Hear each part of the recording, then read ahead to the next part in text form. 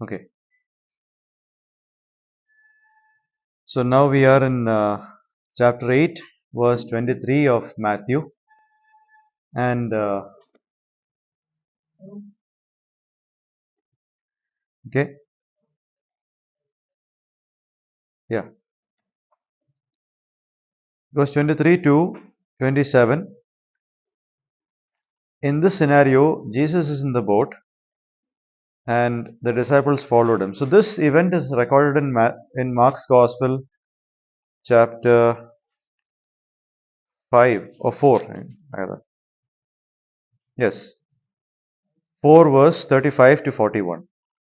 Okay, the same event is recorded in Mark 4 verse 35 to 41, and it is also recorded in Luke 7 verse 22 to 25. All right, so uh, if you read all of these passages, it was Jesus' choice to go to the other side on the boat.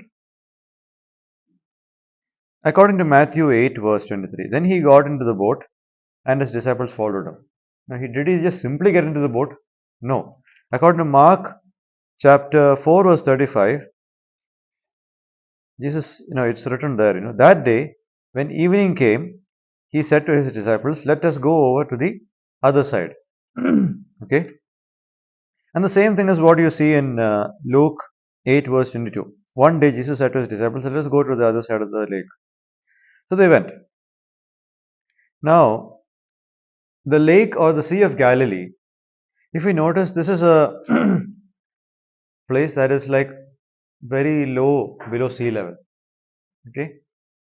And because of the geography of that place, suddenly you have winds, storms coming in the lake. So, this is the normal thing about the lake of the Sea of Galilee.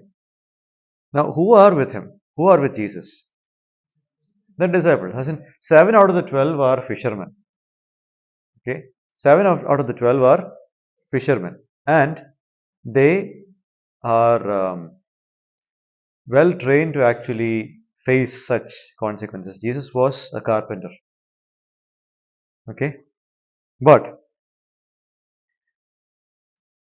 the waves were on the boat, swept over the boat. A furious storm came upon the lake, and the disciples, what were they doing? Well, the disciples, what they were doing, um, we are not told as much as to what they were doing, but we know from Luke 8 verse 23 that the boat was being swarmed, as in water was entering the boat, and they were in great danger. And what is Jesus doing? He is sleeping. So, in this passage, you will see the two natures of Jesus being displayed. Jesus is the only person in all of human history to have two natures, the divine and the human. Okay, and so both natures are at full display here. The human nature is in full display because he was sleeping. He was tired. Okay, he was tired and he slept. And what did they call him? According to Matthew 5 verse 25, save us, but what before that? Lord, Lord. Okay, we are going to drown.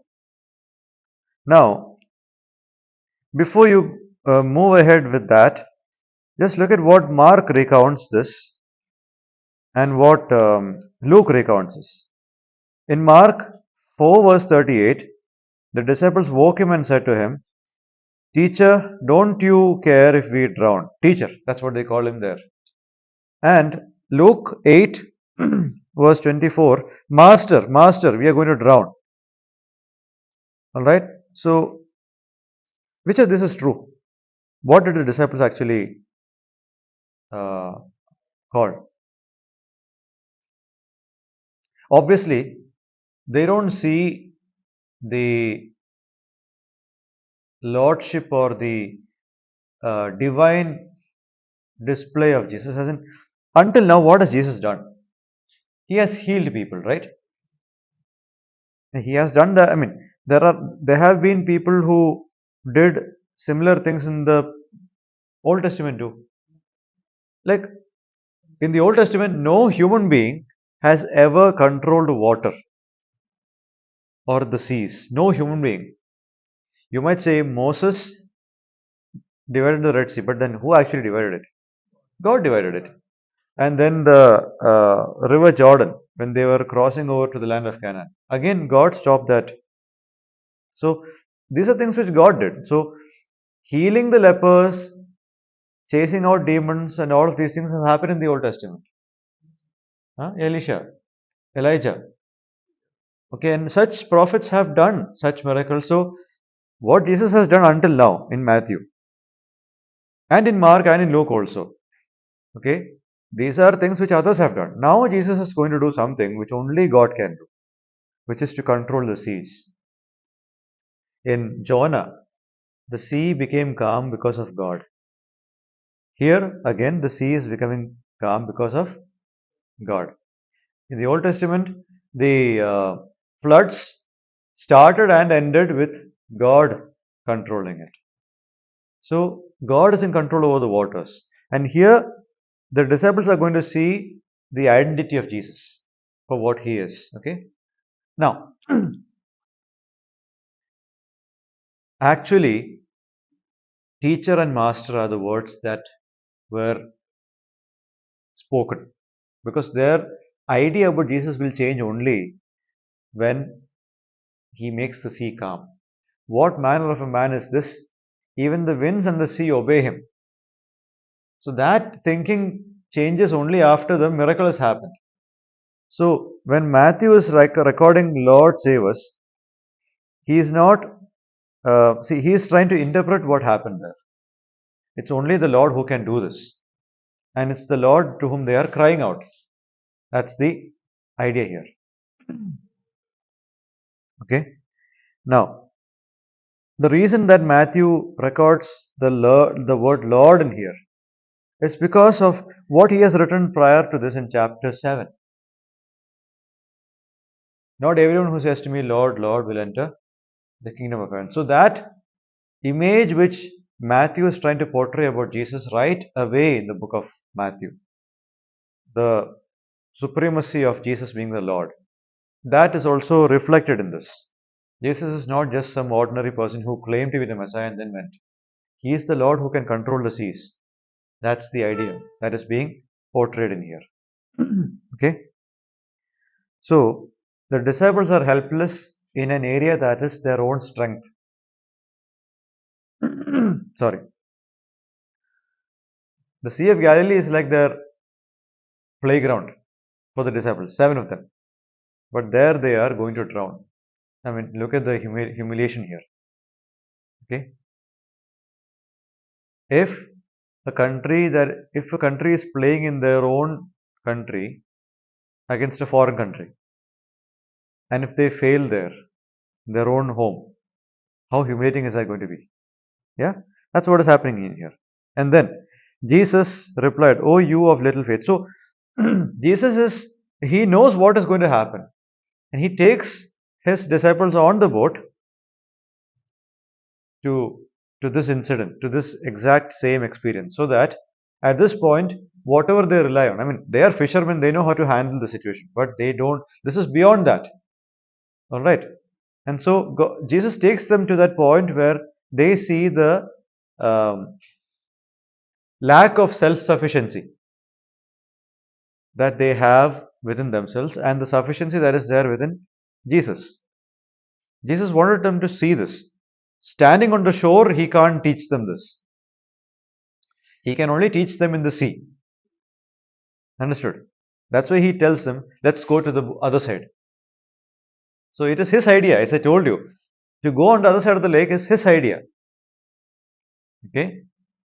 So, if you look at chapter 8 verse 1 to 13, or 1 to 15, 17 rather, All of those miracles happened in the Jewish territory. And now this miracle, where Jesus gets up and rebukes the wind and the waves, and it became perfectly calm. This happens in the sea.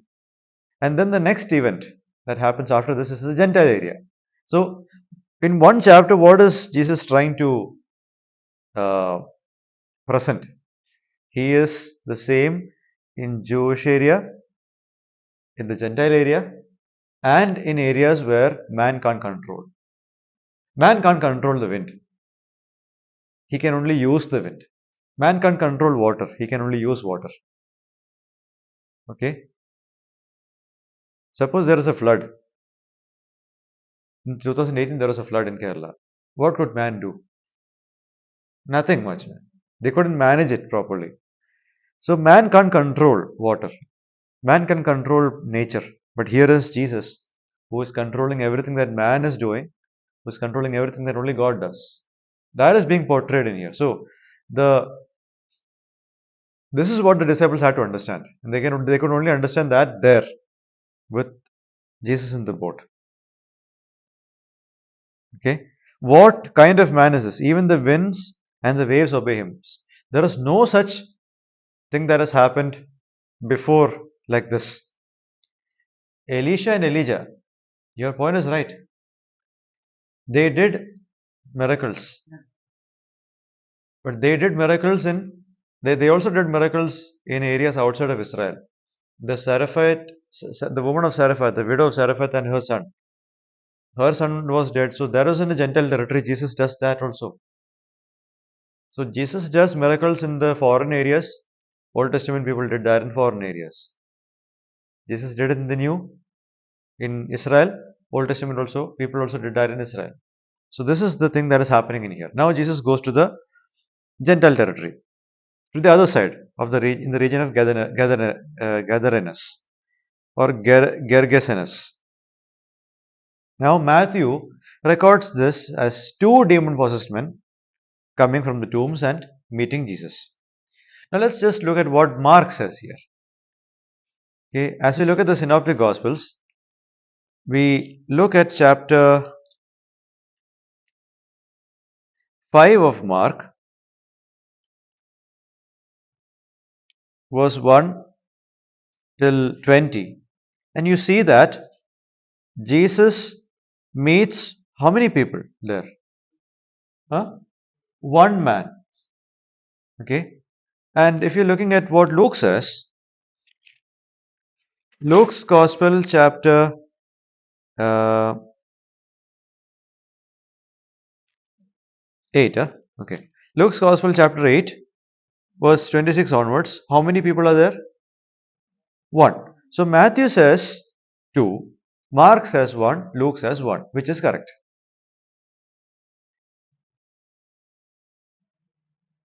Okay, let me just give you an example. Okay. Suppose Badal and I, we are coming to this room and we see the five of you here, six of you here. Okay. And then uh, both of us go out. Okay. And then Rubisa comes. And then Rubisa asks Badal,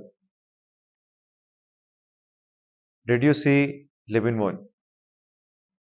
Okay. Badal will say, yes, I saw Libin Moon. And then Rubisa will ask me, did you see Libin Moon? I'll say, I saw Libin Moon and the other five also. Now, did you understand? You said you saw him. I said I saw him and the others. So are we contradicting each other? No. When will it contradict? When he says I saw only him. You said you saw him. Did you say you saw only him? No. Did you understand? So actually how many people are there in this? Two. Okay. So there are two people actually who got healed. The two demon possessed people. Mark and Luke only record about one person. It doesn't mean that the other person was not there. Did Mark and Luke say There was only one man who came out of the tomb? No, one man came. Doesn't mean that the other guy was not there. So if you think about this, Mark wrote about one demon possessed guy, Luke wrote about the other demon possessed guy, Matthew wrote about both of them. That's all what happened. Well, this is not an incident that is only there in this passage of Matthew. In fact, if you keep moving forward, uh, chapter 9, verse 27,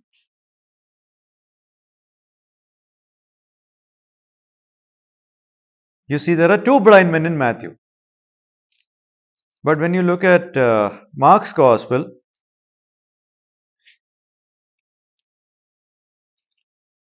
chapter 12, no, chapter 11, I guess. 11 or 10, 10, 10, 10 verse 46 to 52. How many blind men are there? 52. How many blind men are there? One. Okay. So again. Okay. We'll come to that passage later. What I'm referring to is Matthew 29, no, so 20 verse 29. Jericho, location Jericho. Okay. Matthew 20 verse 29, location is Jericho. And how many blind men do you see there? Two. Same thing. Mark 10 verse 46, Jericho, location. How many blind men? One. And then Luke's Gospel also.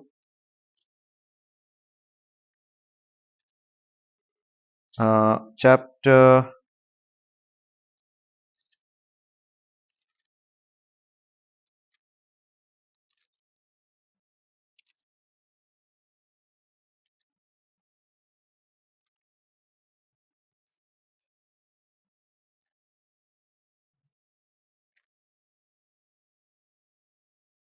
okay, where is Jesus healing a blind man in Luke's Gospel? It's there, I'm sure.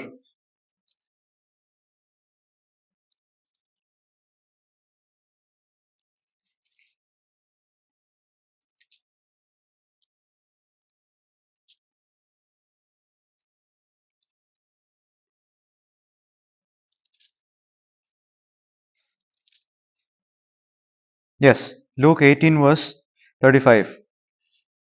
Luke 18 verse 35. A blind man, that's just one person there. Location? Luke 18 verse 35. Jericho. Okay. And the same thing goes with Matthew recording two angels at the tomb of Jesus. Mark records one, Luke records one.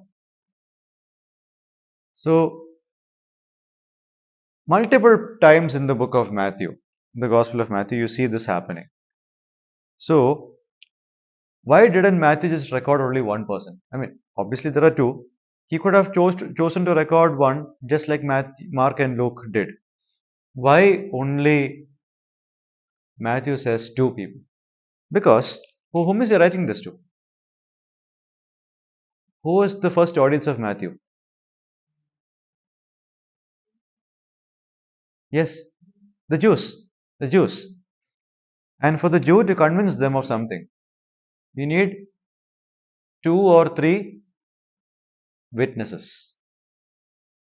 Anything that has to be truthful must have two or three witnesses. Such a thing is not there for the Gentiles to whom Mark and Luke are writing.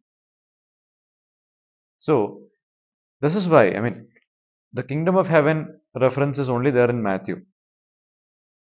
Kingdom of God in Mark and Luke. Why? Because Jewish people don't use the word God often. They use the word heaven to substitute for that.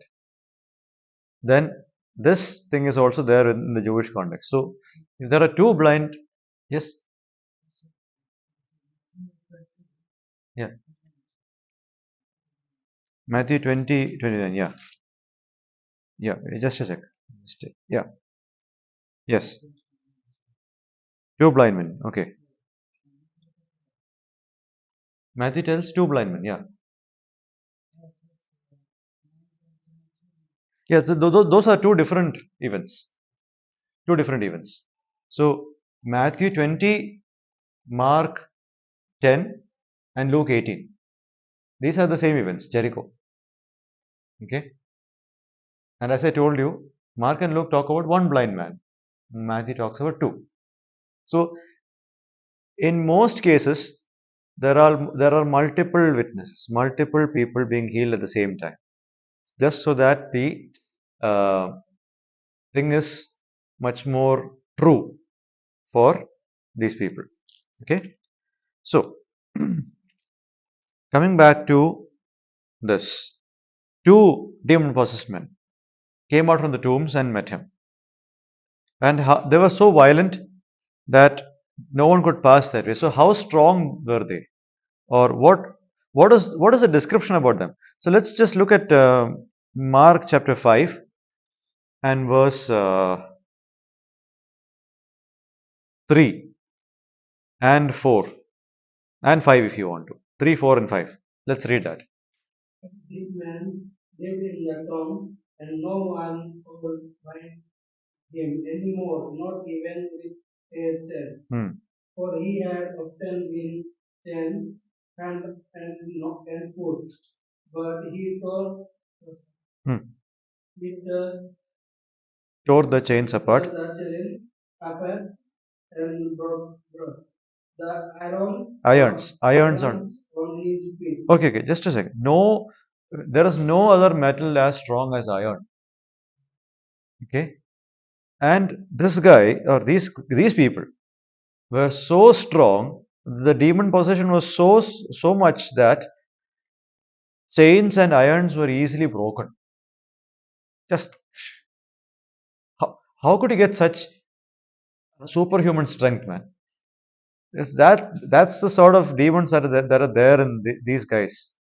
Okay, and then verse 5.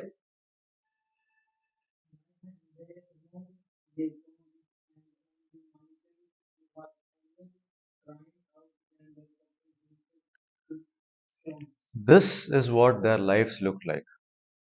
Okay, no one could bind him in. I mean, they are so violent that they are harming themselves. They had no clothes. They are in the tombs. They are living where the dead people are buried, and they are living in the hills, that are uninhabited. Uninhabited means where there are no human people to stay. They are there. So it's a total desolate place where there is no human presence. And there they are inflicting damage upon their body. Okay. And it would look like it would be for a long time. And then Jesus goes into the enemy territory. Now, this is a place where Gentiles and their religion are in much abundant scale. Okay. They were so violent. And then the reason that they are so violent is because of the demons. And now, with the Son of God Himself coming there, they are much more restless. You see how darkness would behave when light comes. That's exactly what is happening in here. Okay? What do you want with us, Son of God? They shouted. So they're so angry at Jesus coming there. The demons are enjoying so much. Demons. Their intention is to somehow destroy God's creation. Okay? It's to destroy God's creation by death. They delight in that. Okay? And they need human bodies to inhabit to be peaceful. So they are peaceful. The bodies that they inhabit are without peace. Okay? And now they are angry. What are they asking? Have you come here to torture us before the appointed time? As in, we are already going to be tortured. Okay? The time is still there. Why are you coming now to torture us? We know who you are. We know who you are. Okay. Even the demons know who Jesus is. They believe. Demons are also monotheists. Do you know what a monotheist is? I've shared it in the Trinity class, right? Okay. The demons are also monotheists. They know who Jesus is. They know that Jesus will judge them. Okay. It's like they are asking, why are you coming now, man? My time is at 11 o'clock. My time my judgment time is 12 o'clock. Why are you coming at 11:45? That's what they're asking. Okay. So this is a Gentile territory. I keep saying that again and again because of the evidence in verse 30. Some distance from them, a large herd of pigs were feeding. So Jewish people don't rear pigs. For them, it's an abomination. They don't eat pigs. Okay. So the demons begged Jesus, if you drive us out, send us into the herd of pigs. Did Jesus tell them to come out from him? From them? Yes. Because in Mark chapter 5,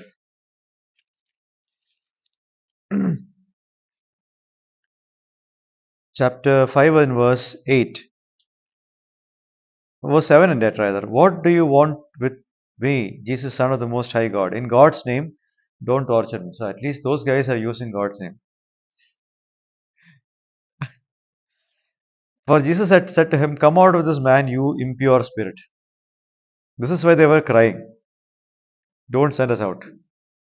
Okay. And then Jesus asked him, what is your name? So this detail is only there in Mark. My name is Legion, for we are many. A legion is a group of Roman soldiers amounting up to 6,000 soldiers. This is the unit. Okay. A centurion is somebody who is in charge of 100 soldiers. Okay. So 60 centurions and their people together are called legion. It doesn't mean that there were 6,000 demons in this guy. I mean, happening would explain as to why this guy is really strong. But it doesn't mean 6,000 demons are there. Means there were many demons in this guy, one guy. Enough to actually give him so much of supernatural strength. Okay. Yeah. See, I think that these were, these are disembodied spirits who, okay, some people think that they are fallen angels. Okay.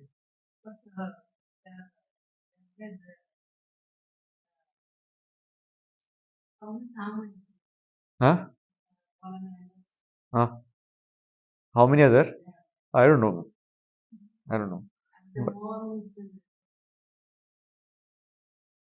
I don't know, but fallen angels. See, one thing I can know from this. See,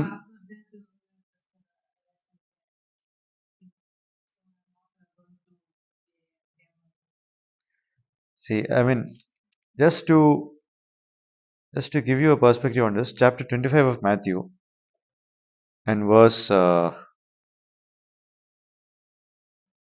41. Matthew 25 verse 41. Depart from me, you who are cursed, into the eternal fire prepared for the devil and his angels. So, his angels, devil's angels, are the fallen angels or his messengers. So, anyone who belong to him are his angels or are his messengers. Okay? See, the Bible doesn't say anywhere that, the Bible records in passing that before the creation of man, Satan's fall from heaven happened, or his relationship with God being disconnected happened. Ezekiel 28, Isaiah 14. These are the verses which allude to that. Okay. Now, in those two passages, we don't see a group of angels going along with the devil. So, demons are disembodied spirits, meaning spirits that don't dwell, evil spirits that don't dwell in a body. Disembodied spirits meaning they are removed from uh, people who lived, people who are without God. Now, this is not my opinion. This is something which a person named Michael Heiser, a person who has studied these things, has told. So, according to Michael Heiser, angels are disembodied spirits who rebel against God. So, they are spirits of uh, spirit beings, spirit beings who rebel against God. So, the Bible doesn't say as to when or the. Some people say one third of the angels went with Satan. Again, I haven't done a detailed study on this, but I know this for sure. Demons or the demon possession that you see in the Bible, especially in the New Testament, are referring to disembodied spirits that seek to enter into human body to destroy human lives. All right, so they want some body to destroy, somebody and some body. Okay, somebody and somebody.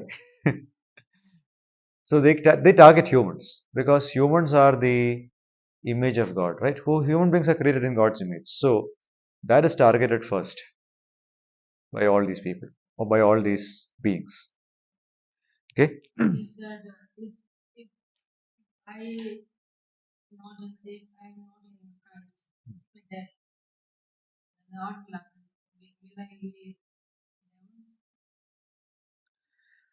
See, you will go to where you belong. You will go to Satan, and you will be an instrument of Satan, trying to do what Satan wants. You have been doing that in your life. You will do that after you die. Uh, not not a direct proof, because the Bible doesn't say anything regarding that. I need to study on that more. I haven't done any research on that. I need to listen to Michael Heiser's view on that. But I know this for sure, that the souls of those who are without Christ, well, those souls are also under the authority of Jesus. The spirits and souls of those who belong to God and those who reject God are all under the authority of Jesus. Because John's Gospel 5, where the dead will hear the voice of the Son and will live, they will rise to either resurrection of life or to resurrection of judgment. Which means that even if those who are without Christ, if they die, Christ's voice is so powerful that those people who are without Christ and who have died, they will come back. Their soul will be reunited with the body that they left. So they are disembodied. They will be reunited with the body that they left for a final judgment. This much I know. Where that disembodied spirit goes, yeah, where it goes after it's dead, after that person is dead, it's anyway without without God, into a place where there is no God, into a hellfire, or into a place where God's moral presence is not there. That much we know. Whereas the person who is with God goes with Christ, to depart and to be with Christ. വിട്ട് പിരിഞ്ഞ് ക്രിസ്തുവിനോട് കൂടെ. And again, Jesus said to the thief on the cross, today you will be with me in paradise. So, the person who is dead in Jesus immediately enjoys the presence of Jesus. And a person who is dead without Jesus is away from that. We know this much. Where exactly? Well, I don't know for sure as of now. Okay. So, two people are coming, and this is so violent, and they are shouting in Jesus. And then If you drive us out, send us to the pigs. So they are giving Jesus the option. Okay, if you don't want us to stay in this body, give us a different body to stay so that we can do our work. And what does that work? Destroy. And he said, go. And they came out and went into the pigs, and the whole herd rushed down the steep bank into the lake and died in the water. Okay. How many pigs were there? According to Mark chapter 5 and verse 13, about 2000 in number. So this was a large herd of pigs. A large herd of pigs rushed down the steep bank into the lake and were drowned. Okay. So one more thing we need to know. Even if the demons are so so much into seeking the destruction of these people whom they live in, they, dis- they attack, or they are there to destroy life, but even that destruction is blocked by God. God doesn't permit that. Again, that is under God's control. Even if Satan is doing everything, nothing of what Satan does is outside the control of God. See, I can only throw the ball. Okay, I'm not Ravindra Jadeja by any means. So when I throw, my target won't be where my eyes. Like my throw won't reach the target where my eyes. So if I'm looking at Levin, my throw will land up at Feroz's nose. Okay. So the only thing I can do is I can just throw the ball. I can't control the outcome of what I have done. God is not like that. God has allowed Satan to do everything, but nothing of what Satan does is outside of God's control. God puts a control there. As in, God allows Satan to afflict Job with all the problems that he had, with the health issue that he had, but God says, don't take his life. So again, there God is showing his boundary. Even here, God is showing his boundary by, for a long time, these people were like this, but they were not dead yet, because God wanted them to experience redemption, or a deliverance from the problem that they are facing right now. Okay, so that is what we need to see in here. All right. And so they went, and now those tending the pigs ran off, went into the town, reported all this, including what happened to the demon possessed men. Then the whole town went out to meet Jesus, not because they were happy that these two guys were healed. Now, when these people came back, what did they see? Well, okay, Mark 5 verse 15. Let's read that. Mark 5 verse 15.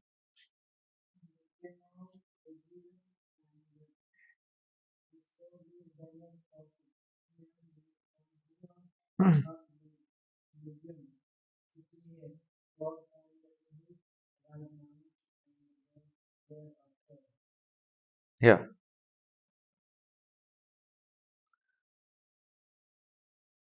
yeah. So the crowd knows what has happened to the demon possessed persons and to the pigs, and they were afraid. What were they afraid of? As in, the, they were okay with this guy inflicting damage upon himself. They were okay with this guy being uh, demon possessed, being so uncontrollable. Now they are disturbed with the fact that he is clothed, he is in his right mind, he is behaving normal. Okay, and they were overcome with fear. You said it right. Luke 8 verse 37. Then all the people of the region of Gerasenes asked Jesus to leave them because they were overcome with fear. So Jesus didn't just continue staying there. Hey, I did a miracle, man. I want to do some more miracles here. He didn't continue there. He just left. Okay, and Matthew doesn't say anything, but then Mark says the man who was healed. He wanted to go with Jesus to where Jesus was going. But Jesus did not let him. There are two purposes for that. One, a Gentile testifying about Jesus in the Jewish area will not work. The Jewish area doesn't value Jesus' words. Do you think that these people will listen to a Gentile about Jesus? No, that's one thing. Second, this man has to go home. Well, okay, let's look at Mark 5, verse 19. Jesus did not let him, but said, "Go home to your own people and tell them how much the Lord has done for you and how much He has had mercy on you." So he is expected to be a witness to where he is placed. Okay, he is told to go to his home. He had a home. He has family. So his family and neighbors must first know what has happened. See, now the people are angry because their animals got dead. Obviously, that is understood. But the family of this man must understand the change before and after. Before, after. That sort of a thing. Okay. So he went back to the town and explained all what Jesus did. So where is this man's place? Mark 5 verse 20. What's the place name? Decapolis, which means 10 cities. Just like how you say Chhattisgarh. 36 places are together known as Chhattisgarh. Decapolis is 10 cities. So what we will do now is take a 5-minute break and come back for the rest of the class.